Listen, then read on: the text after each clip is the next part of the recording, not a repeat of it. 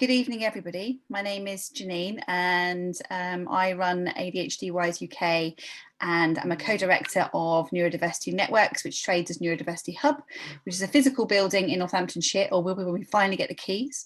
And that's where we run our online presence for the whole of the UK. I have ADHD. My children have ADHD, and one is also diagnosed on the autistic spectrum. And I had a conversation with Lee a couple of weeks ago, maybe even only a week ago, and it was such a fruitful conversation that I asked her if she wouldn't mind joining us for a webinar this evening. And it will be a relaxed thing. You're welcome to bring your glass of wine, your gin and tonic, or whatever it is you want to bring, or your cup of tea, and sit and really have a chat about all things to do with women and ADHD. I do remind you to not overshare, because this is being recorded with a view to it going on our YouTube channel. So by all means, anonymize yourselves by changing your name, which you can do by clicking on your name, and there's 3 little dots next to your name, and then you can change your name if you want to, and obviously you can take yourself off screen. I would also ask you to mute yourselves unless you are speaking, so that we don't keep hearing just the sort of like everything from somebody sort of like stirring their tea to children coming in, and even you clicking on your keyboard. So and even I forget that, so it's just part of being human, really. So we just forget, so I ask you to keep yourselves on mute for that reason. And now I'm going to hand you over to Lee to introduce herself and her work, and in particular the I Am ADHD movement, which has absolutely caught my attention and I think is worth discussing further. Over to you, Lee. Yeah, so hi, I'm Leah Leaves. You might have seen me about because I've been around, particularly on Facebook and social media, talking about this campaign that I started back in November, I think it was, which is the I Am ADHD campaign. And it's really about, one of the better words, raising awareness of ADHD in women. And it's not, I don't think it's really the right word, because actually my aim is to try and offset somehow this gender bias, if you like, this conversation that's focused on that stereotype of the little hyperactive boy, that means that so many of us that are outside of that, and actually most of the people that I talk to are affected in this way are women, but I don't think it's exclusively people who would align themselves as being a woman. I think anybody who falls outside of that, right, or that stereotype is likely to be affected. And really, I started it because I mean, I don't know how much to say, but my story is I was diagnosed at 43 with autism and ADHD at the same time, and that was only after seeking a private diagnosis. And having been a hypnotherapist for quite a long time, working with people with anxiety and depression and insomnia and things like that, firstly, I realised that I'd probably worked with a lot of undiagnosed ADHD people, and particularly women. But also I realised it was something I could help with. So that's what I started to do. So I'm not an ADHD coach. I come in a more kind of therapy side. So I'm about the emotional side of things, really, and confidence and things like that.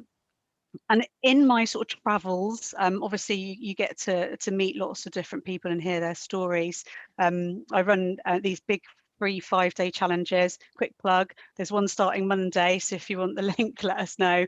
And so in that I've got, I like this one, there's already I think 100 and something people in there starting to share their stories, and so you get to hear a lot of people's diagnosis or lack of diagnosis often, stories. And I just, if I'm honest, I just got fed up of, not of the people that I was listening to, but just fed up of hearing time and time again things like, well, I really think that this is, a thing for me, been misdiagnosed with depression for many, many years, but I've gone to my GP and they've told me I'd be homeless, so I can't have ADHD, and I've been sent on my merry way. And it just got to the point where I was like, someone's got to do something. And that's really where the campaign came in. It's, you know, it was, I guess my idea was, let's just start talking about what it's really like to be someone with ADHD. So let's make that kind of, you know, narrative broader, as it should be. And so I put out a couple of posts, one on Facebook, one on LinkedIn, and plucked, in a typical ADHD way, I was like, right, I'm going to do this tomorrow. And I plucked 50 as a number out of my mind and said, right, I'm going to share 50 women's stories. I was focused on women at that point. 50 women's stories. So I put that post out asking for people, put together this kind of Google form. 24 hours later, over 300, mainly women, asking me, yes, please share my story, and absolutely willing to, you know, to get their story out there. And I did. I did start to share people's stories, and you might have seen the selfies that went out with the hashtag I am ADHD on it. But in the background, I'm thinking, it's not enough. This is clearly not enough. That's 24 hours. I didn't ask for more because I wasn't sure what I would do with too many more people. So I kind of left it there for the time being. And then more recently, earlier this year, I actually started a social enterprise, a community interest company, which is a not-for-profit organisation. And the plan is to be a dedicated service support hub for women and the others that are left out of that traditional ADHD conversation.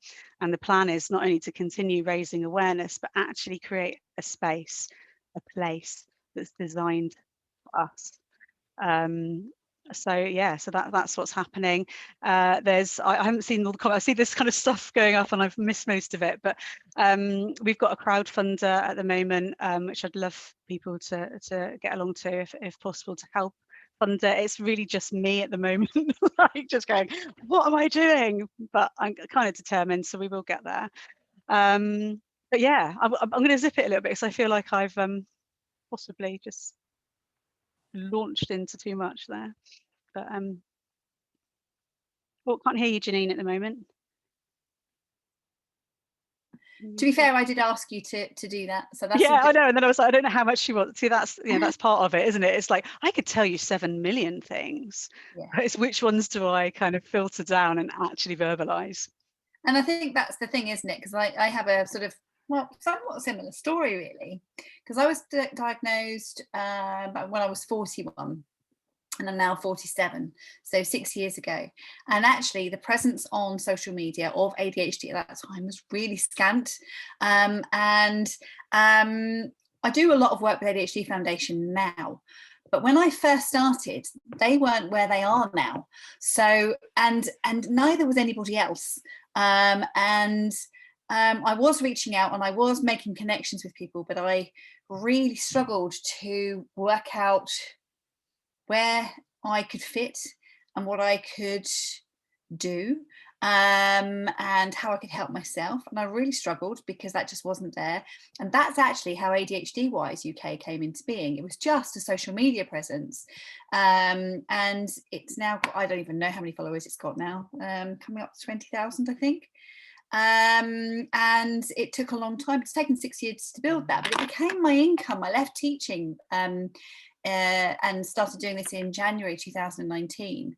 And I think I suppose what I like to think I've done is provided the service I found I needed and couldn't find back when I was diagnosed. So very similar to you, Leah, it's just that sort of what's needed and trying to fill that gap, and like you, have an interest in books and people's stories and women's stories, really, because not because men's stories aren't interesting, because they flipping well are. If you listen to the stories of the men I support, they are just as profound as the women's. But we must remember that the diagnostic criteria for all of the neurodiverse conditions is sort of like male dominated. It's the sort of like the male manifestation rather than the female manifestation. And as much as they do overlap, and I don't want to be sweeping statements about these things, that is problematic, and therefore women are often left out of the picture, and that's just not cool, really. So When I came across you, Leah, in your work, I was like, yeah, I think that we have an awful lot to sort of to talk about, and to share. And I can see people are putting stuff in about wanting to get involved with things. So I think if we each put our details in there, Yeah. I am writing a book with Meg Josh, who is previously been a client, who is a writer. So I'm putting together a book, and obviously there is the I am ADHD with a hashtag movement of Lee's as well. So there are things that you can get involved in, and I think community is the thing. It's not about, for me, what we do is not about making a killing, it's about making a living. I do earn a living from what I do, and I think that's okay. I love teaching to do it. You know, Lee, you give up a lot of your time to it too, and you know, there's that aspect to it, and but I think that's okay. And I think just kind of like want to put that out there, really, that it's actually okay as a woman with ADHD to earn a living doing what you do, even if it is supporting other women with ADHD. And I think because you and I do so much for free, I think people have been quite kind and accepting of the fact that there are other bits that we charge for. But it's problematic, isn't it? Because, you know, helping people is something we want to do. But if I spent all day doing it, I'd be poor.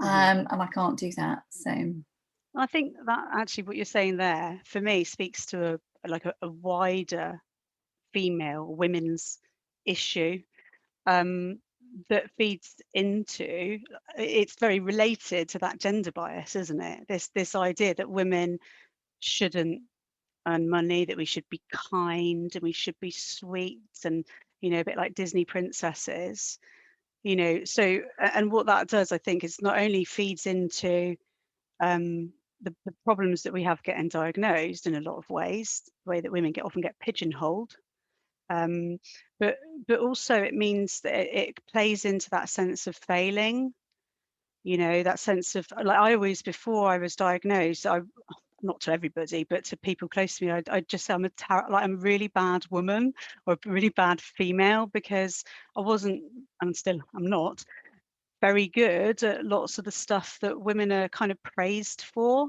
or measured by. yes, my mother-in-law always used to tell me I wasn't a proper woman because I didn't remember birthdays. That's awful though, isn't it? Because then people think, you know, it's clear that people think that some people think that that means that people don't care. So it can create a lot of shame and guilt and stuff as well, can't it? I always think as well about, you know, when you see the things going back to, say, like the 40s, and the women that were out there like polishing, like washing their step and stuff like that, and like turning their nose up at each other and getting a bit clicky about, you know, her down there who can't keep her step clean or whatever. I just think, you know, there will have been lots of us back then, you know, and how that must have been for our, you know, mums or grandmothers, where there was just no understanding. You know, it must have been very, very difficult. But yeah, I think that's why it's different, isn't it? It's not necessarily the symptoms, not symptoms, traits, however we want to put it. The way it shows up can look very different, but actually most of it is, you know, it's a wider issue playing into it, I think. Most definitely, and I think that was why it was like, well, let's do this. Let's talk about women and ADHD and all those things. And I, in my presentation slides on a lot of the courses that I present, I have a slide of Mary Poppins as a poor role model, because the reality is nobody is practically perfect in every way. That's a fallacy. And I think that I think we try to live up to that. We compare our reality to other people's projections. Even though we know we project ourselves, we kind of assume everybody else is giving their raw self, and they're not. Everybody else is projecting, and we then compare our reality to that projection, and that's massively, massively problematic. But I think for me, getting my diagnosis, working through what that meant, going through the grief process that's often associated with a late diagnosis of what my life could have, would have, should have been if I had known earlier, if my parents had known sooner, would I not have ended up in care? Would I have still been homeless if we had all known sooner. And, you know, the answer to that might be no, I might have been spared those things. But on the other hand, I think, well, what else might I have experienced that I, you know, and I'm just approaching my third divorce. You know, it's what would have been different. And actually looking at where I am, I'm kind of cool with it now. But I went through a phase of coulda, woulda, shoulda, coming to terms with it all,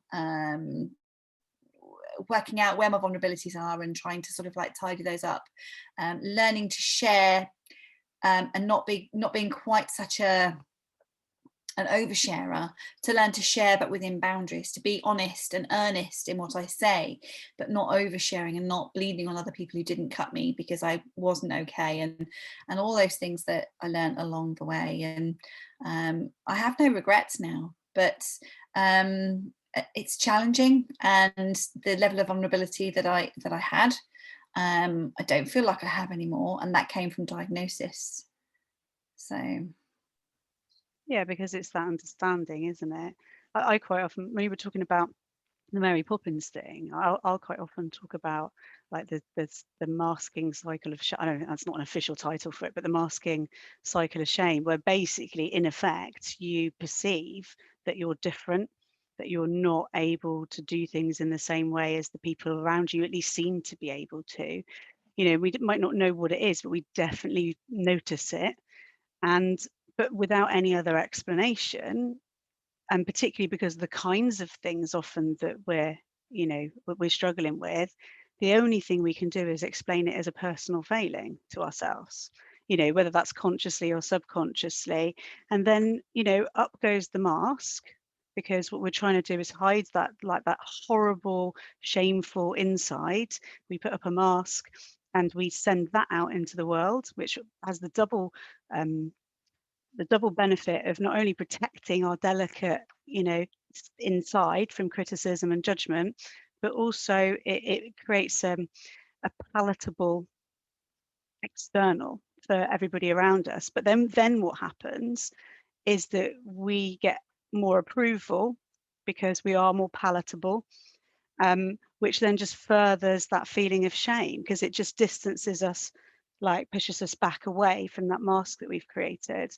You know, so you get this kind of I don't know, negative feedback loop, again, for want of a better way of saying it, that just means it becomes harder and harder and harder and harder to be authentic and to talk about it. And the thing is, you know, you go to your GP because you're depressed, because you're not coping very well, and you've got all this stuff going on inside as a basis of it. If you don't know anything about ADHD, you're not going to, you know, think that the fact that your house is a mess is something that they need to know about. And if let's say you've got kids, you know, and you're going to them because you're depressed and anxious, you're actually probably going to want to withhold that information because you're ashamed of it and you're worried what might happen, like whether they'll take your kids or, you know, say you're unfit or whatever, you know. So there's all this stuff yeah. kind of melded into it that it makes it really hard. I can't remember why I started saying that, but anyway, hopefully it was No, it's all relevant. relevant. And looking at the comments, people are relating to what's being said. I was working as an unqualified teacher at the point at which I sought a diagnosis, and in a special school. And I had more affinity with the children I was working with than I did with the adults I was working alongside. I needed to do my PGCE. I needed to train. I needed to qualify as teacher because I was so frustrated at the difference I couldn't make because I wasn't a qualified teacher.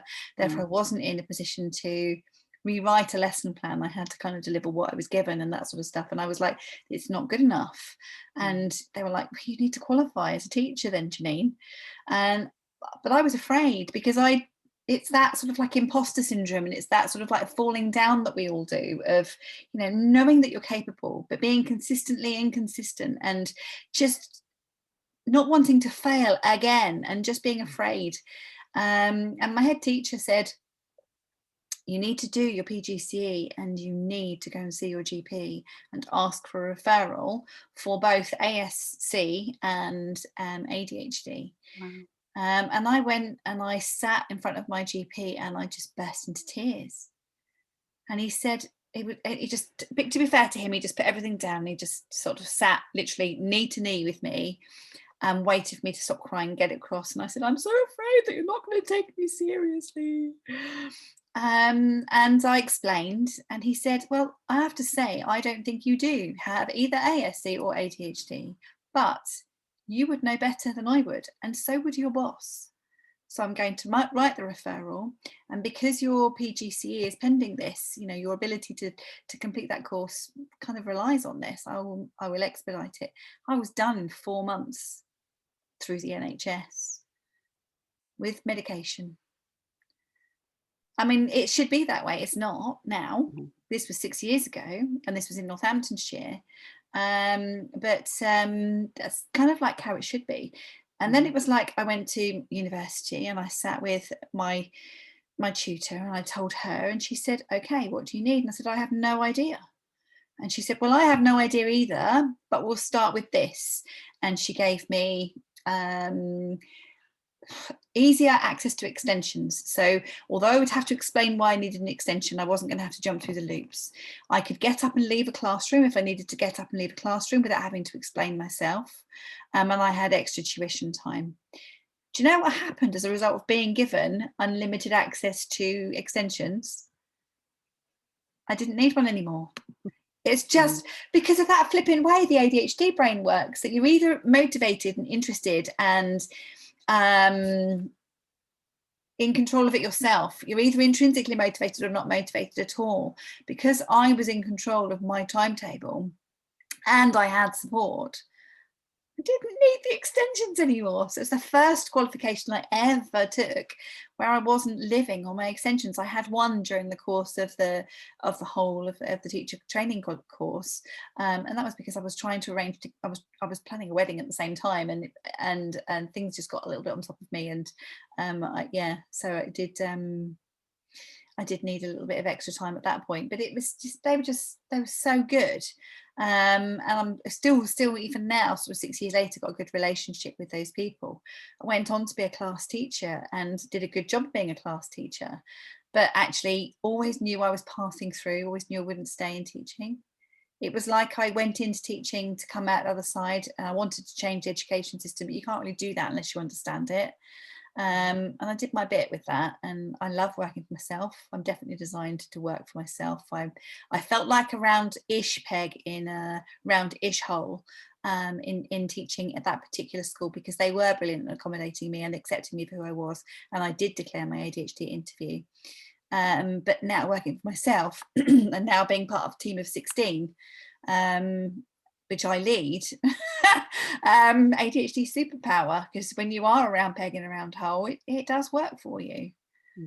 So, and that can be quite a big battle, can't it? Is especially when you don't know, finding what the right shape hole for you, whatever shape that is.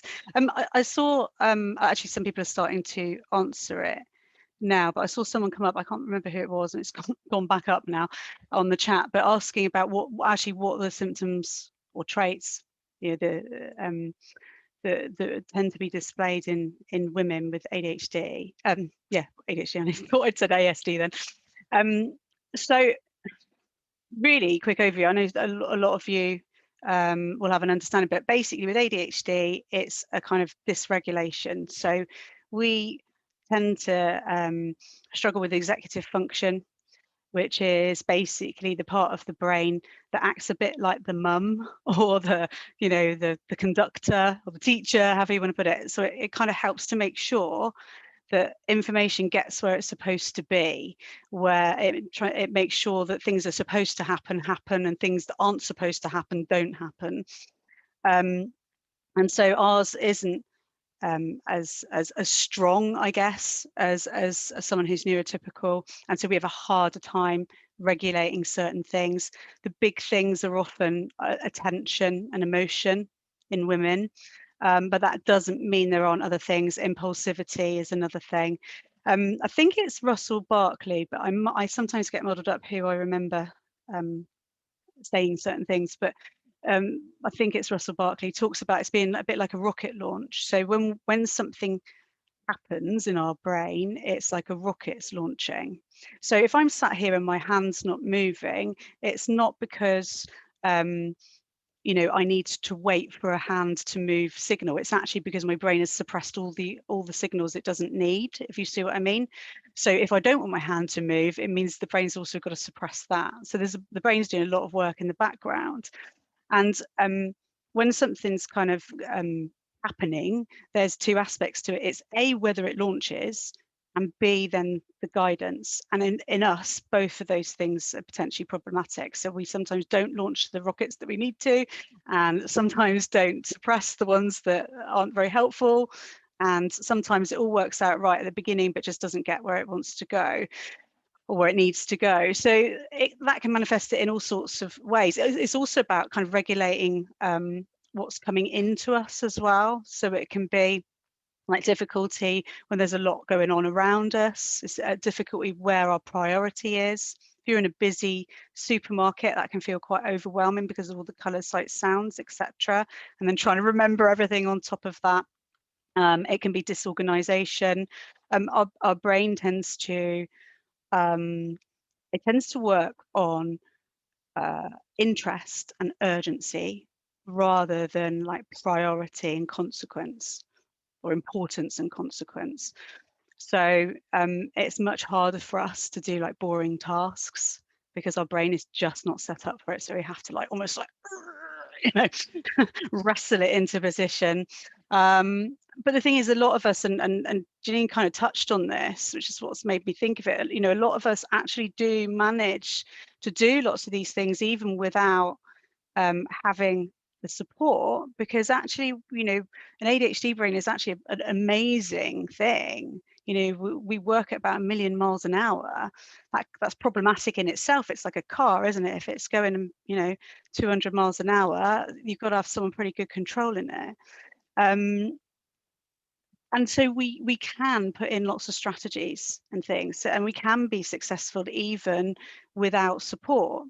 But often it falls round our ears, doesn't it, Janine? It's, there'll be a point where something happens that means it's just a step too far. And I personally think that's why lots of women get diagnosed, or maybe even parents get diagnosed, after their children are born, not just because we're potentially taking them through the process, but suddenly the cognitive load, the number of things that you're expected to do, the lack of downtime, all just means that those strategies fall apart. And you see it, don't you, Janine, at different, particularly in girls, like changing to secondary school, going into A levels, moving in with someone. It doesn't have to be negative shifts. It can be something quite exciting. There's enough changes that all your strategies don't work. Yeah, transitions are horrendous. I recently moved, and you would think that with all the strategies, I mean, it's what I do for a job. I make sure other people's strategies are in place, and I do walk my own talk, and I do make sure my own strategies are in place.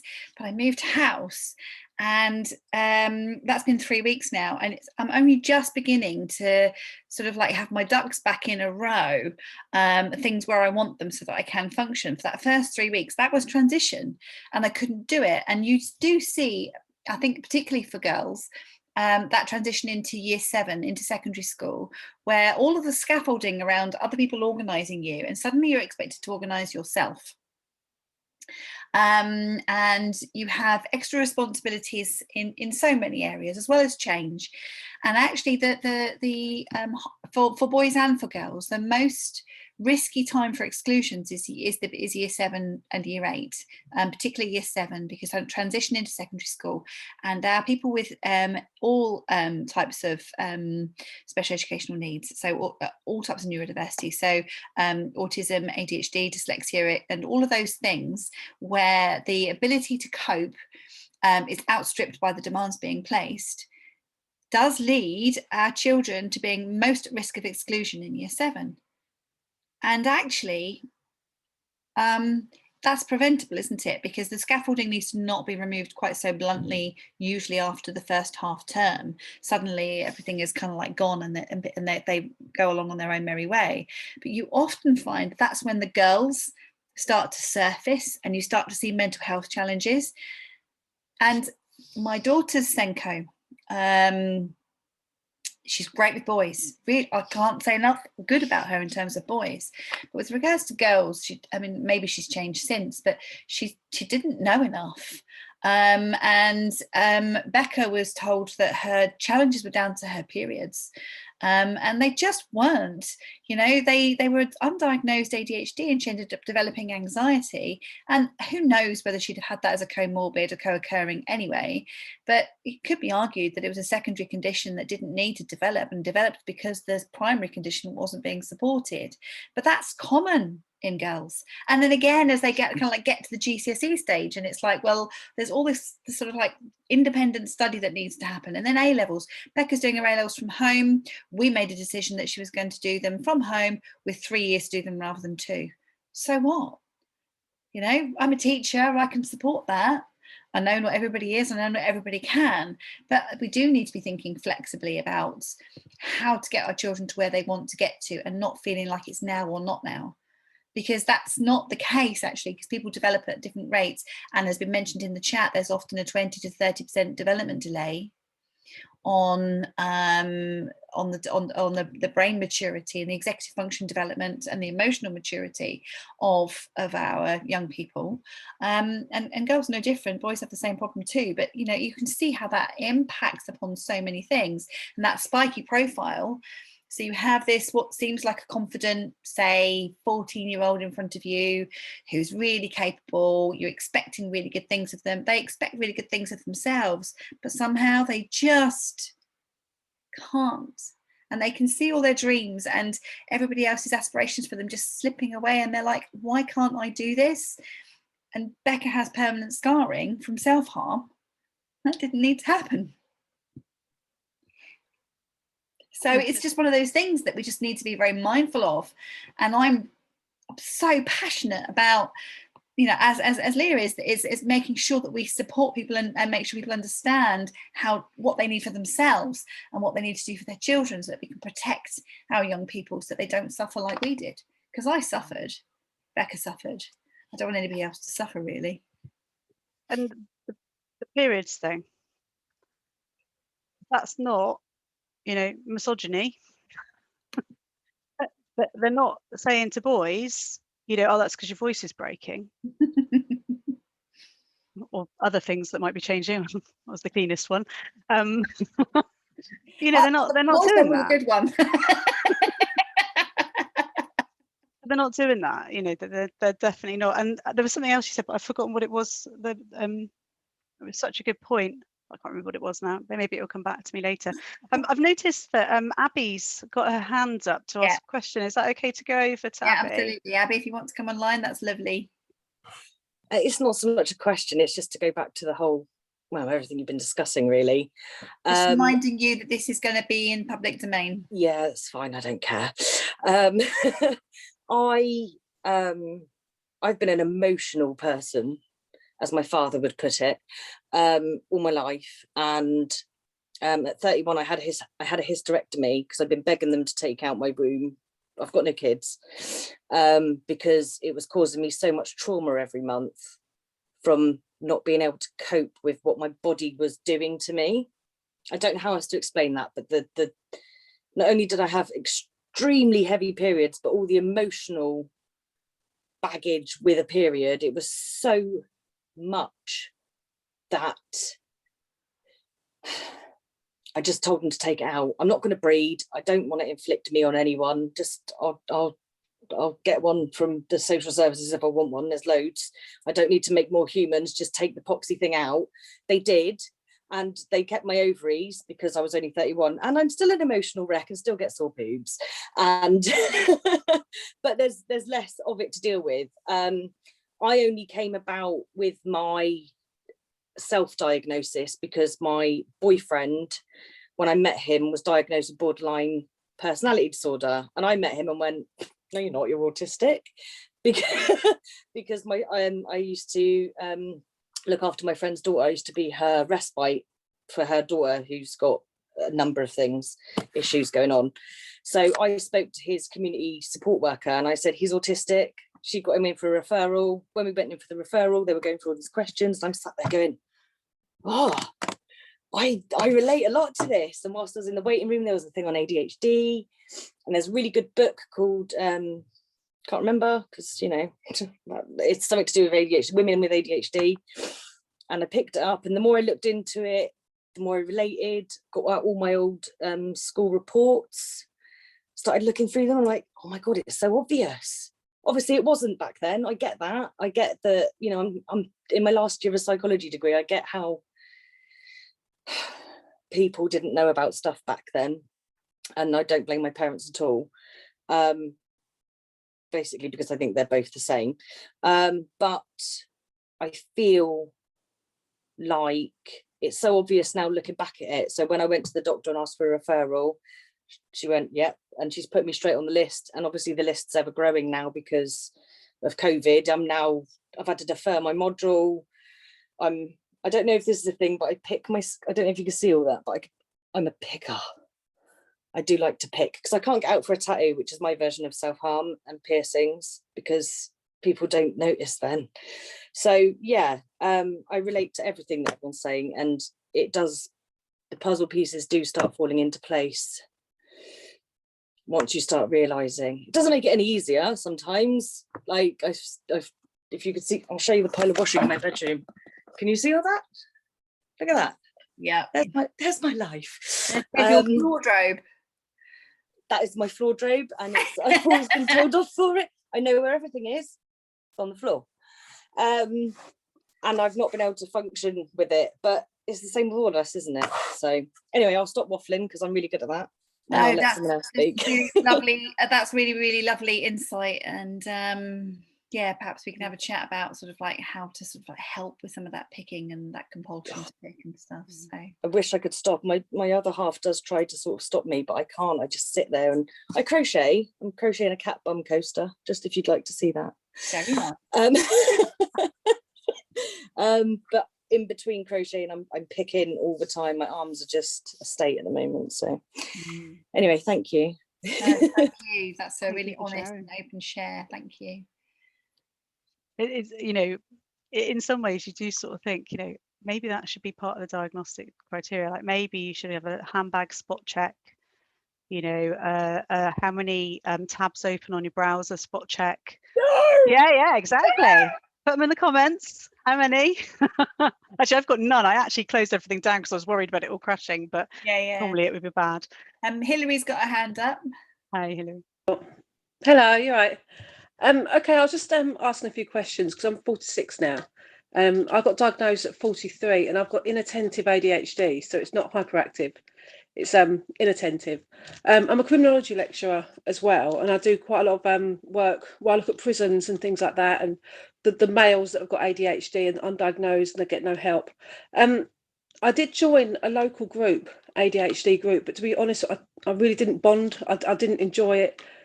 Some of the people down there I really liked, but I found that local groups are very much structured in a way that they only, I don't know, I didn't understand. I thought almost like it was like making for me, having ADHD has always been quite a detrimental thing because of my work. So while I'm a FE lecturer and I teach adults, sometimes it can be really hard because I forget words. I can't spell very well. I'm very highly educated, but for me, it's quite difficult when I try and remember things. And I've always called myself as being a bit of a twat and said a bit of a weirdo. But then in class, I have to constantly reinforce myself. And I find marking assignments, everything very hard because it takes me so long to do things. But what I was going to say is that you said about earlier on, you started the thing, and Janine, you're saying about writing a book. And I saw a few people in the chats all saying that they wanted to help. But if we wanted to get involved and help, what do we do? How could we go about that? So I'll put my email address in and I'll get Lee to do the same. Yeah. I mean, in terms of the campaign, one easy thing you can do is if you do post about ADHD at all, anything, use the hashtag I am ADHD. That's like a really easy thing. And yeah, if you come over to the Facebook page, so it's kind of two at the moment because it just started off as me first of all, and then obviously I've opened Iridescent Minds. There's Facebook pages for both of those. We've got I Am ADHD movement on Twitter, I Am ADHD movement on /movement or _ movement on Instagram. But the other thing you can do is we've got the crowdfunder. So it's crowdfunder.co.uk/I Am ADHD. And you can come and find us on iridescentminds.org as well. Oh yeah, that would help. Because for me, I think mainly because I got diagnosed for the ADHD centre in London, so I paid for it. I didn't go via the NHS because I thought it was quicker, obviously, to get the private diagnosis. But for me, it's more admitting actually how bad I am, because I like to cover things up. And so and then when Abby showed about all her clothes, a washing pile there. I love washing clothes. I love them to be washed. I just can't be bothered to iron them. So I've got a massive ironing pile. Is it that you can't be bothered, or is it just that there's always I don't know. exciting to do? I don't know. I always say can't be bothered, but the actual fact it's that overwhelming feeling. That's what it is. So I would say to you, if I was your ADHD coach, I would be saying to you, beware of your neurotypical speak, because it's not that you can't be bothered. Actually, there is something else in there. There is overwhelm. There is an aversion to things that are boring, because actually things that are boring are 30% harder for us than they are for the general population. So things like ironing, well, I outsource that if I'm really, really honest. But I've kind of and I know that might sound a bit privileged, and I'm aware of that, and I apologize for that, at the same time as saying to you that I work an inordinate, I probably work about 60 hours a week, so it's probably okay too, but it's just being sort of like, there might be some things that you just can't do. Maybe you should be kinder to yourself when you are doing it. Maybe tie it in with watching a favorite program or a glass of wine, if it even matters. Does it even matter if you've got an ironing pile that's really big, or if you have a floor drobe? I have a floor drobe. In fact, I probably have a house full of floor drobe. Yeah, to be fair, I think for me, I mean, because it's really good, because even when I was listening with the local ADHD group, I thought it was fantastic when everyone was coming forward with all their symptoms. But I think where I've only got diagnosed 3 years ago, and I am in quite a high profile job, therefore what I'd done is I almost suppressed that diagnosis. And I thought, well, actually, I don't really, although I told people, I didn't actually really want to admit this is actually me. And I think now, 3 years on from my diagnosis, it's not really getting any better. I've refused all medication. I'm not interested in that, and I don't want to change myself. But for me, it's about admitting it and sort of working that way forward too, as well. At the risk of sounding self-promoting, because that isn't the idea of today, please send me an email, because we actually run group and individual coaching sessions. Oh, right. To support you through that. Oh, yeah, that's brilliant. Yeah. Yeah, lovely. Thank you. It's such a good point, though, Hilary, about well, in fact, Janine, you made the point, but we is a really good example of that kind of pressure, isn't it? That sense of failure, where you're like, I can't be bothered, because that's part of that kind of connecting to yourself. And strategies are important. They are, because we still live in a neurotypical world, and it even if the awareness is exactly where we need it to be, we're still a minority group, if you like. But actually, as Janine was saying, we need to sort of start looking at where those things are actually necessary, where we're actually basically playing it being neurotypical.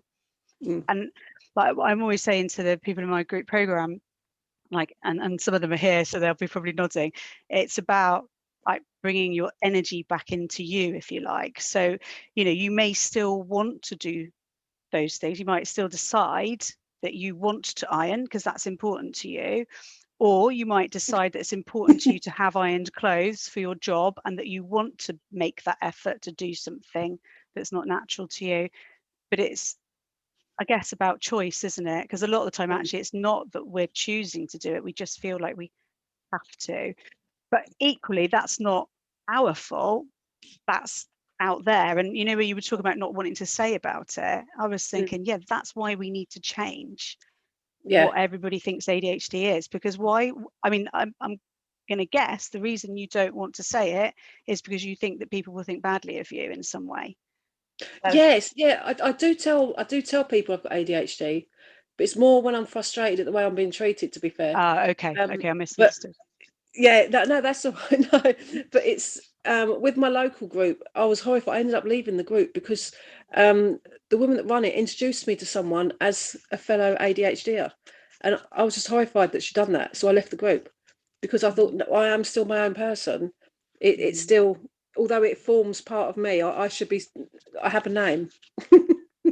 Yeah. It just, I felt really quite insulted by that. So, but it's only now that I'm starting to think, well, actually, I should link up a bit more and I should sort of investigate other people and what they're saying too, I suppose.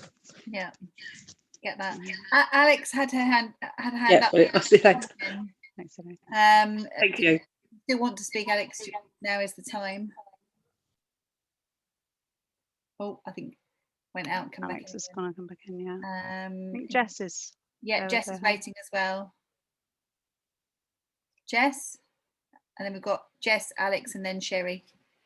Hi there, thank you so much. Hi, it's nice to see everyone. I just wanted to say thank you ever so much for everything that everyone's said so far. I just wanted to ask, I'm still waiting for my diagnosis at the moment. I'm like a lot of people here, I'm a bit old, I'm 46, coming up 47, and I was formerly, I've been diagnosed with complex PTSD. So I've kind of been through lots of stuff like a lot of people have here. And I'm wondering if there's, but I know that ADHD is an issue. So obviously I'm waiting for my diagnosis, and I'm wondering if you can still access any kind of services prior to diagnosis, because if you're pretty sure you've got it, your GP's pretty sure that's going to come up as positive. Is there any access to support beforehand? Because it can, as we know, it can take quite a long time. Would you have to wait for diagnosis? I would. Okay, well, by all means, anybody else correct me if they think that I've missed something. But from my experience, even after diagnosis, that support's not there through the NHS. So I'm not saying it's not there, but I'm saying it's not generally speaking available through the NHS. So you will end up looking at private options in order to get that kind of support. It shouldn't be that way. But it is, and I can't speak for any other professional that's here, but for me, that's the reason that we exist. We are a social enterprise. We do it as cost effectively as possible. There shouldn't be a need for us. I would love to be made redundant, but or for the NHS to say, Janine, can you run this service on our behalf? Because that'd be amazing, wouldn't it? But that might happen, you never know. Yeah, that's my experience, and actually looking at everybody else's, it looks like it's somewhat the same. So okay. Thank you very much. I just wanted to say quickly before I go that I also wanted to connect with people that I've seen here today. So I don't know if there's a way that we can do that, but it's been great to kind of see you all and hear the chat. So I don't know how we might do that, but just to say I'm really interested in connecting with people. Jess, if you like that people aspect, and I'm sure mine is not the only offering, but that's one of the reasons that group coaching is helpful, because it gives you that sort of input, that coaching input, but alongside other people, which means you get that sense of community at the same time. Thank you very much. Thank you. Okay, so according to my reckoning, Alex was next, and then Sherry, and then Nikki, and then yes, Georgia. Hello. Can you hear me? Yes, Alex. Oh, perfect. Sorry, my laptop was just going on. I got a MacBook and I don't know how to use it, so I was just like to my boyfriend, hello, help me. No, so I was diagnosed when I was 13, 14. I'm 23 now. I was actually all through primary school, it was like, not to be sexist, but I was told by teachers she has the attention span of a boy. She can't focus. We're constantly having to prompt her. And it was really, I think, comparing myself to all the other children at school, I was like, why can't I sit down and listen? Or why can't I complete this? And I remember I was in year 3 and I was always getting told off for constantly walking over to the book corner because I was constantly changing books because I was just not interested really. I was like, oh, the front cover looked good. I was like, oh, okay. I started reading it. I was like, no. And then I was actually obsessed with Horrid Henry growing up. I just loved it. I was like, it would break down into different stories in one book. So I was able to, you know, cope, if that makes sense. But yeah, no, I wasn't diagnosed. Luckily, I had an IEP back then, which is an EHC plan, but it wasn't an official one because I wasn't diagnosed. But luckily at high school, they put me down for help with ASD and ADHD. So that was okay. So luckily I was able to have extra time for my GCSEs and things like that. But it wasn't until I actually got to college, because I've always wanted to be a teacher. So I did my level 3 in early years, because that's my specialism, is early years. And that's when I was diagnosed, was when I was actually at college. And that was probably, honestly, the best time of my life was college, because I was motivated. I was doing something that I had such a passion for, and I honestly never felt so, like, I just felt really good about myself, because I found that actually, because I felt no self-worth. You know, everyone wanted to do A levels and I just couldn't. That just wasn't, I'm crap at exams. I cannot, you know. So I really struggled with school, which really put me down, because all I ever wanted to do was be a teacher. And I'm like, if I can't be good at like studying at school myself, how the hell am I going to teach reception, who is the starting foundation of school, you know? So yeah, I was diagnosed when I was at college, had all the help, it was brilliant.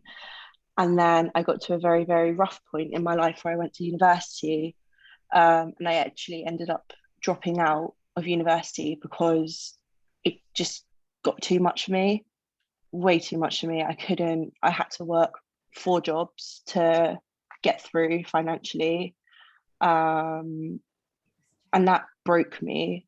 And I'm going through therapy and things like that, but I was diagnosed with PTSD as well. It broke me because I worked so bloody hard at college. I had to retake a GCSE, so I was studying at college and redoing a English GCSE. Luckily, I got an A. I don't know how I got an A in the GCSE, but I did it, and I got there. I took a gap year as well before I went to university because I needed a break. I got some more early years experience behind me, and then it all just started crumbling apart. You know, got myself into sort of a bad relationship. I couldn't make friends. I felt so isolated from my family. So I came back home and I started nannying, and I love it. I'm still nannying now.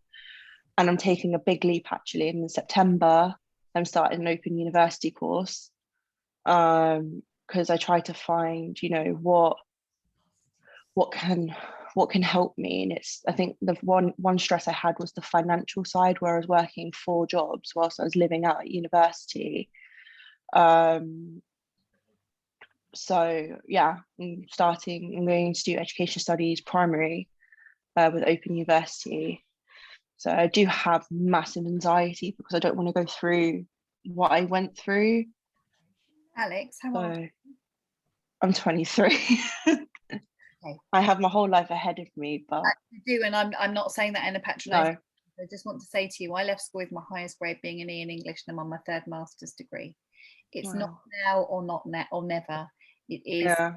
when the time is right, when things come together. And looking at the comments, there are other people who are also saying things about, if I don't get this, I can't do that. So my original degree, I got a 2-2 in dance and drama, and I'm not almost at the end of my MSc in psychology. So please, people, please know it is not now or never. Yeah. It is what you can do when you can do it, and there'll be other things that you can do which show another university that although you might have only got a 2-2 in that, whatever, and you know, just get through. It's not now or never. It really bloody isn't. That's a complete bollocks fallacy that's put out there to put pressure on people, and it's not the truth. Yeah, I think I had a lot of pressure. You do that, but just think about sort of like maybe running something along the side of it that sort of like tops you up and keeps you engaged in learning. But honestly, just enjoy your life for now. I think I had a bit of pressure because, you know, like my family are super smart, and I was always the one that was always tagging along. So I have lawyers in my family, I have a doctor in my family, and my brother's doing engineering. So I'm kind of like, is there a bit of black sheeping going on? yeah. And I was very doubted when I was like, I'm going to university. They're like, yeah, oh, like congrats. And it was very much, if I drop out, I'm going to prove them right. And I'm very much so it's But kind that of very rough. you can do my teacher training, and that would have just been a travesty, and I just want more for you than that. So Yeah, like my mum's a teacher, and I've always wanted to follow in her footsteps. Like, she was a nanny, she was a childminder, she was a teacher. Like, my passion is, and I know from the bottom of my heart, my passion is working with children. Like, last year I took a break and from nannying, and I worked in an office for a German university doing the admissions, and oh my god, I used to sit in at a desk 8 hours a day. yeah, that feels like hell. My boss was like, why are you always going for walks? I was like, if I don't go for walks, I'm just yeah. But something for Hillary, actually, in regards to her washing, I was diagnosed with OCD last year because I find I got very obsessed with structure in my life after I left university. And it was, if I don't have a structure, my life's going to fall apart. And for me to fall back and become more calm, I think that's the best way for ADHD, calm. It was, I made a structure for the week. So a Monday, a Wednesday, and a Friday is when I do my washing. Otherwise, it will take over my life. So I have days where, and Saturday, once all the washing's dry, Saturday morning or Saturday afternoon or evening, that's the day where I put it all away. Because it got to a point where I was cleaning my bathroom 3 times a day. I was doing washing every day, and it took over my life. And then when I stopped following the structure, my whole house just crumbled, if that makes sense. So I think definitely for me, structure is the biggest thing in my life. Even though you crave novelty, you know you must hold on to the structure. Thank you. Thank you. Appreciate that. Leah. Yep.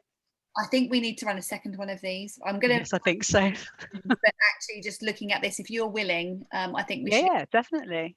Really happy to. If people want to leave, don't worry. This is being recorded, and I really, really thank you for joining us. But I'm then going to try to catch everybody that has asked. Everyone who's had their hand up. Oh my goodness. I was going to say, like, Sarah has had her physical hand up a couple of times, so I think we can add her to the list for questions. I just wanted to, it reminded me, I said earlier, like, you said something really important, and I can't remember what it was that it triggered in me. Just listening to Alex then, it's the fact that because we are actually so brilliant, as well as so chaotic, forgetful, whatever, like, it's that dichotomy as well, because it's not just like, oh, I'm or at least I feel like I'm failing at things. It's, and I've got so much potential, and it's that kind of, so it exacerbates it even more. It's that race car thing, isn't it? Ned Hallowell's. Because we feel like we should do everything, and it's not, doesn't work. Yeah. So anyway, we said we would speak to Sarah, was it? I think it's Sherry, Nikki, Hat, Sarah on the list. That's what I've got, and I've got one other person as well now. So who are we asking for now? You said Sarah, I think. Yeah, Sarah's been had a hand up for a bit. Sarah, are you there? Let's see her.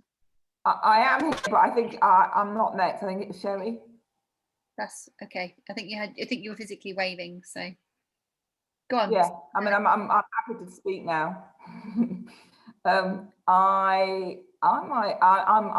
didn't get diagnosed till I was 50. I'm now 55, and hearing all of your stories, it's been me. I've been there. I've done all of those things. Undiagnosed, being blamed, being challenged, and it was just complete stubbornness that just kept me going and getting to where I am now.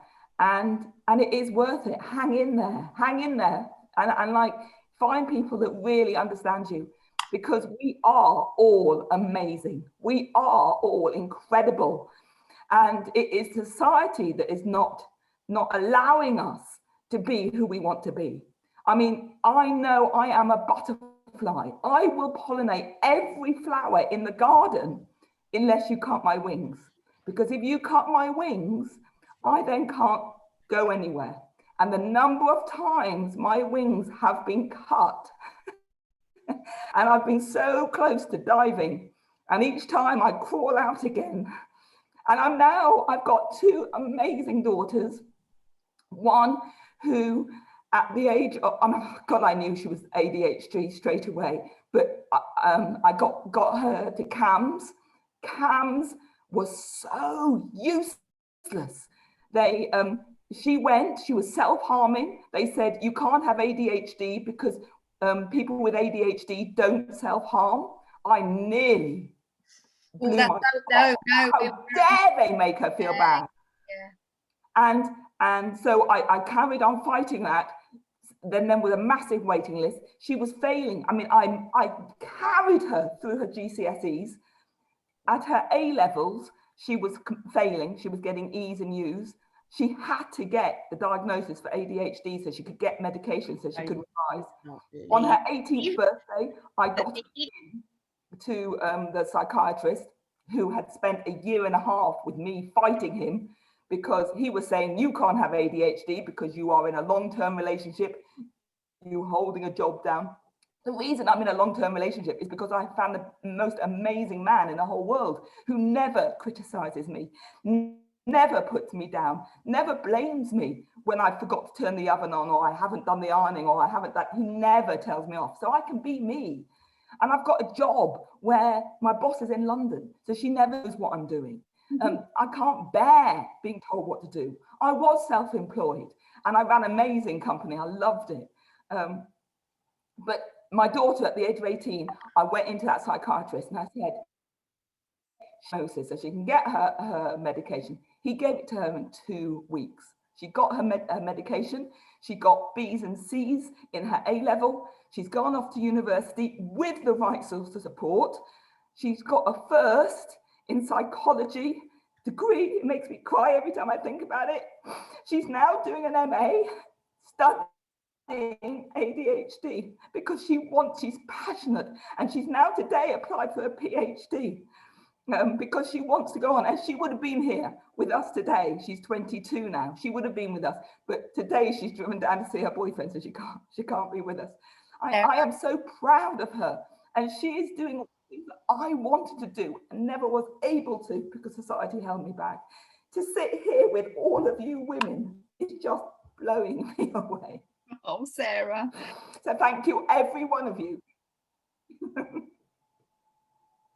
Okay, that's enough. Thank you. Thank you. And good luck to you and to your daughter. I appreciate what it is to have that supportive partner, and I don't think that we should be diminishing that, but ultimately all he's doing is appreciating you for all you are that's good, as well as acknowledging that you've got challenges. So you know, he might be a superhero in some respects, but so are you. Just so are you. Okay, I'm going to move to Sherry. Hi, thank you, and thank you so much for hosting this event. Like everyone else is sharing, it's so nice to just be around lots of women that get it, because out there nobody gets me really, and I don't share me because I have so much shame around it, you know. It's anyway, I was diagnosed at the end of last year, 45, severe combined ADHD. Also suggested to test for OCD and Asperger's, and that's at the end of 11 years in 12-step fellowships, where I've sort of coached myself in those fellowships through sorting out my drinking drugs, my codependency, my money, so my money's all on track, my overworking, because I'm just a whirlwind. I'm a gardener. I don't know when to, you know, I don't have a pause or an off button. So lots of those things. I've done a lot of work, and then I get to the end of that and I still feel, you know, I get all this you know, the RSD, or I'll have to write these things down so I don't remember, the PMDD, the lack of sleep, the music in my head the whole time, the counting to help me concentrate, and I ended up paying to go and see a psychiatrist because the NHS is just makes me want to, you know, kill someone. And got a diet and went to a psychiatrist and said, look, I've done all these things and I'm still, you know, struggling. And at the end of that, he said, have you considered ADHD? And of course, why would I? I've never even heard of it. Nobody has. So now I'm learning all about it. So, you know, and with all the fellowships that I've done, I learned I've got CPTSD as well, and that with the anxiety and the depression, all these other things. I think everything started getting worse in the last 10 years, probably because I'm coming into peri. My hormones, because, you know, my periods are just fucking awful. So now I've got so many labels, and I want to do therapy, but I don't think I need so much the coaching side, because I feel like I've tackled a lot of those areas. So I think it's time to sort of go in and do the deep work. But finding a therapist that has awareness of ADHD to do that sort of inner child work, because, you know, there's a lot of trauma stuff there, and just to find out who I am. I'm picking it all again. I don't know where to go. I've interviewed a lot of therapists in the last couple of months. We have 3 counsellors who are ADHD informed. Most of them actually have ADHD themselves. And they do the sort of the sort of psychodynamic, that inner child stuff as well, do they? It's not just the coaching. Message, and we'll try and connect you with somebody will give you some options. Or alternatively, me. Yeah. So, because I'm a hypnotherapist. So the free challenge that I do next that's starting next week is all about unpicking as much as we can do in 5 days, totally free, but starting to unpick that emotional stuff that's going on, that trauma. And obviously there's working one-to-one as well. So if that's something you're interested in, let me know, and we'll get you linked into that. Thank you, because these therapists online, they all list ADHD, but when you actually challenge them and go in, they don't think that they have to tweak their practice in any way. They don't have any understanding about the dopamine or, you know, the executive function. They've got no awareness. It's so, I get so cross that they're advertising that they can, you know, therapize people. So anyway, thank you. I will email you guys. Lee, can you put your web details in the chat, please? Me. Yeah, no problem. I'll do that. Okay. Mine's nice and easy. It's just my name, so easy to remember. Yeah. And next on my list was Nikki, and then Hart, and then Jenny, and then Michelle, and then Barbara. Hello. Can you hear me? Hello. Hi. I don't know if you can see me. Nikki. Oh, there we are. So I'm sitting in a dark room. We just had decorators done, so I haven't really got a lot of lights. I've not used Zoom on my phone before either. This was really interesting to me because I come to really believe I have it. I'm ASD. I've been diagnosed for the last 11 years, and after a nervous breakdown. And so it's my cat. He wants to go out. He's not going out. And I just really, like you say, it's so difficult in women. It's such a difficult thing. My main thing is I'm a tutor. I tutor young children specifically with learning difficulties and autism and things. And even though I love it, I struggle to maintain concentration. My mind goes blank. I forget things somebody says to me. It's like I'm always running on a battery, 100%. I can't turn off at night. I can't sit and watch a film, and it just takes over my whole life. But I've always been one of these people that thinks, is it just me? Am I just, you know, being lazy or something? Or is this something is my brain just running 100 miles an hour? Because at school I wasn't too bad, and I was always really good at reading and could read books for hours when I was a kid, but now, no, can't do it. anymore. Just cannot do it. And it's almost like it's come to a fore as I've got older. And that for me is really weird. I can't, I don't know if you've seen it, it's very dark in there. So that may be to do with the neural pruning sort of side of things, and stuff that happens in sort of perimenopause and menopause, and you know, brain pathways being taken back for what they were designed for, rather than what your neuroplasticity had sort of stolen them for. It can get, hopefully it will get better again, because it's a kind of like another transition that we kind of have to get used to. But you know, I can't guarantee that, of course, Nikki, but you know, it does seem to be that people's struggles ebb and flow, and that hopefully you, that it doesn't stay to be too much of a challenge. But you know, if you're finding it a challenge now, sort of reach out and secure some support. It sounds Leah's 5-day course, or which is free. I would definitely recommend that then, and my longer one that's not. So you know, you know, have a look, and you know, get yourself connected to other people, because it makes a huge difference, and you'll quite quickly realize that you are not the only one, and actually your normal is normal, just normal in the sphere of neurodiversity, in the sphere of ADHD, your normal is normal, that you're not so different to everybody else. So.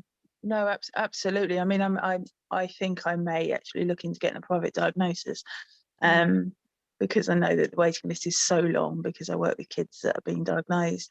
Yes, Psychiatry UK, and that's not the only provider. They have the you can access your right to choose, and you can get a private diagnosis from the NHS. Oh right. Okay. Well, Google Psychiatry UK right to choose page. Right. I think last time somebody said that it was showing as they were oversubscribed right now, so just keep an eye. It's still going to be a quickest way, even if you've got to give them a couple of weeks to regather themselves. That's one. They've been so successful. So 42.5 years. I think I can wait another couple of them. But do look it up now, and keep it on your radar. Right. Okay. Thanks very much. Cheers. Okay, Can I just add as well, with the you know, difficulty managing things more so as you get older, it's partly to do with estrogen, because as our estrogen declines, there's two things that goes on. Firstly, estrogen is kind of implicated in our dopamine production, and we're deficient in that anyway. So if that declines, so does our dopamine. But also estrogen's implicated in our cognitive, I can't think of the right word. See, I've got the problem. But you know, basically it's to do with our cognition. So it's known even outside of ADHD that it drops off with it. So we've got that double whammy going on. So as you go into your 40s, you know, it's hard. Plus it's you know, it's like Janine was saying, you've got on top of that then the number of processes that you're running to do the same thing as other people. Yeah. No, absolutely. It's just like the final piece in unpicking me, as it were. Yeah. Okay, thank you. No problem at all. Okay, so next on the list is Ha. Hi. Hello, Hannah. My name's shortened. Bearing in mind that that it's going to go out live, so just keep that in mind. Okay, no problem. Right, I've completely forgotten everything I wanted to say. So I haven't been diagnosed yet, but I've got two children, 19-year-old and a 10-year-old. And my 19-year-old was diagnosed with BPD about a year ago now, which she'd been under CAM since 7 with absolutely no help, or really struggled through school. Things were really bad for her. And I took her private to get a diagnosis. We diagnosed the BPD, and I'd questioned ADHD, but the psychiatrist said that because she was sitting quite still in the assessment, that he didn't think it was ADHD. So he diagnosed the BPD, and she's been on carbamazepine now for a year, which has been awful. So the more I've looked into things, I questioned the ADHD. So she read to me, I'll never forget, I went on a mad had to declutter my house and sort out loads of crap and take it to the tip. We were driving to the tip and she read me a blog about ADHD from a lady who was sort of supporting her business. And all of a sudden, everything was like a massive light bulb moment. Everything just, I was thinking of it in relation to her, but then I'd realized that everything the lady was describing was me. So everything just completely made sense to me. So I put a referral in, but it's been a couple of months now, and I just, everything has slotted into place in so many different ways. And now it is the same with my daughter. So she's got her assessment next Friday. And I know 100% and it's not BPD and that she's ADHD, and there's a bit of, I feel a bit of frustration because she went through school and was really drastically let down and labelled just disruptive and naughty from a really young age. So came out of school with no GCSEs and has been sort of all over the place. See, the thing is, the BPD wouldn't prevent your daughter from getting GCSEs, but unsupported ADHD would be impacting upon that. So there's kind of like some of your evidence in there as well. You know, it's really interesting because about 4 years ago, I was diagnosed with fibromyalgia. And I've since learned that actually, I don't think it was possibly the fibro. I think I just had the biggest ADHD burnout ever. And they didn't quite know what was going on. And I was put on some really strong medication that just, I think, made everything 100 times worse. So my daughter was a young carer, especially through her GCSEs. So combined with all the struggles in school, it was just, and no support from CAMS. It was, and I did a SAR request on CAMS because I was a bit concerned about the lack of support, and ODD and certain things had been queried but never brought to my attention or the GP's attention. It's just been she's slipped through so many nets. It's unreal. But I've been wondering about my 10-year-old. So she's autistic and PDA profile. But I've looked loads into ADHD in women. I'm 40 now. And so I've been looking in lots into that, and my daughter's now 19. So she's sort of transitioned into things, but I'm wondering where I can find out some really good information relating to my 10-year-old. So ADHD in girls, but the inattentive sort of type. Okay, so again, without meaning to come across as self-promoting, do look up ADHD Wise UK and do email if there's more sort of like information you'd like on that, because that is something that we do look at and do support. So I've got a talk, I think it's tomorrow evening, with my two daughters. One is ADHD and one is diagnosed on the autistic spectrum as well as having ADHD. So there's another talk tomorrow evening on that with my daughters. Okay. So, and do email us because we know about this stuff. I've been in there. I've moved my youngest school, and the new Senko we've got is an absolute dream. Yeah. But the previous one, I was just constantly told it just caused so much more devastation in so many ways than what we had already. And we, you know, it's weird. We've gone on such a journey, the three of us, and we're just recently realizing we're all neurodivergent, and our world is just, you know, it's our world, and we really are going on a massive journey at the moment of discovery and learning, and it's incredible.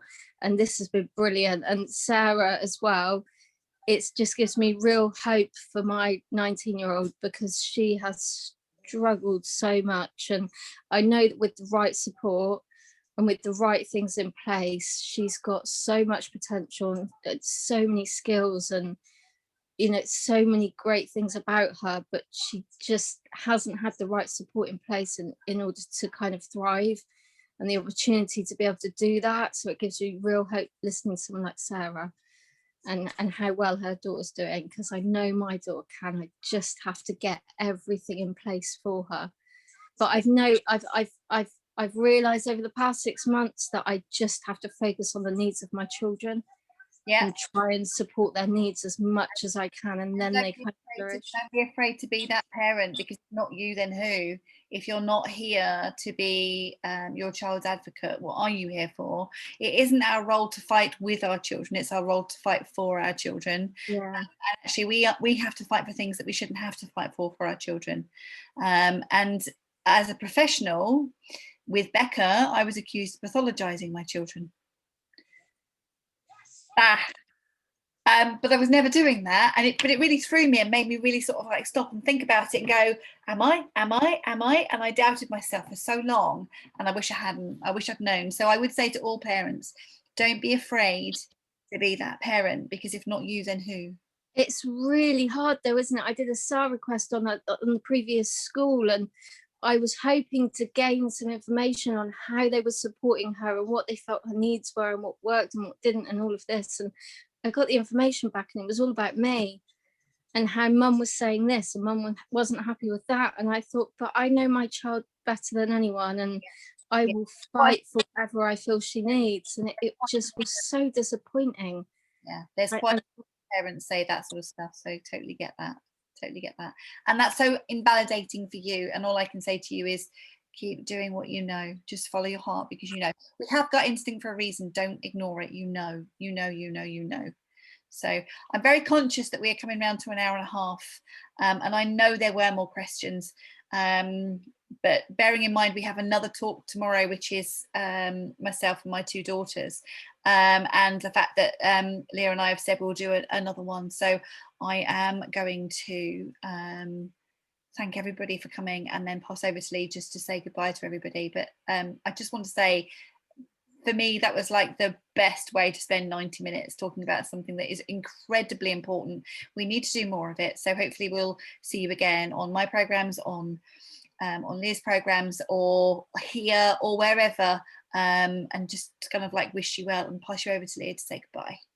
Yeah, well, just really echoing the same thing, really. It's been lovely to see so many of you. And, you know, that's the wonderful thing, isn't it? Is that, well, it's not wonderful that ADHD is really isolating for us, but it's wonderful that when we get together like this, there's just this kind of understanding and this connection. And, you know, this is our tribe, isn't it? And yeah, we're here, and we will definitely do another one, won't we, Janine?